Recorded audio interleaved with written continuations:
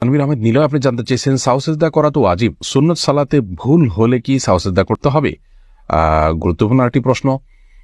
সাহু সিজদা তো ওয়াজিব তরক হলে দিতে হয়। এখন কথা হলো যে নামাজটাই সুন্নত, ওই নামাজের মধ্যে যদি কোনো কিছু ছুটে যায় তাহলে কি সিজদা দিতে হবে কিনা? উত্তর হলো হ্যাঁ, সিজদা সাহু দিতে হবে। তার কারণ হলো কোনো নামাজ সুন্নত হলে কি হবে, ওই নামাজের মধ্যে ওয়াজিবের পার্ট আছে, ফরজের পার্ট আছে, সুন্নতের পার্ট আছে, সবকিছু আলাদা আলাদা ভাগ করা আছে।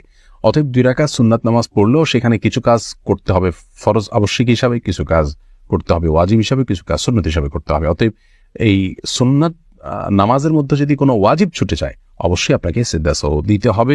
এটা শুধু ফরজের জন্য বা ওয়াজিবের জন্য খাস নয়, সুন্নাত নামাজের মধ্যেও প্রযোজ্য হবে। আব্দুর রহমান জানতে চেয়েছেন, আমি একজন দর্জি, মহিলাদের পোশাক তৈরি করি। আমি যদি কোনো মহিলাকে তার ইচ্ছা মতো ডিজাইন জামা বানিয়ে দেই আর সে যদি সেটা পরে বেগানা পুরুষের সামনে যায়, দেখে আমার পাপ হবে?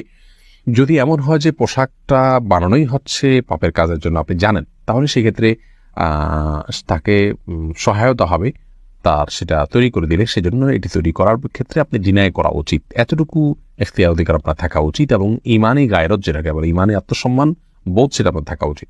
আর যদি এই লেভেলের সমস্যা না হয়, বরং এটা তিনি বাসায় পড়তে পারেন, তার স্বামীর সামনে পড়তে পারেন, বাহিরে পড়তে পারেন, কি করবেন আপনি জানেন না, তাহলে আপনি খুঁচিয়ে খুঁজে তাকে জিজ্ঞেস করার কোনো প্রয়োজন নেই, এবং এর কারণে আপনার গুনাহ হবে না। তিনি যদি এটাকে অন্যায় কাজে ব্যবহার করেন, ইনশাআল্লাহ আপনার গুনাহ হবে না।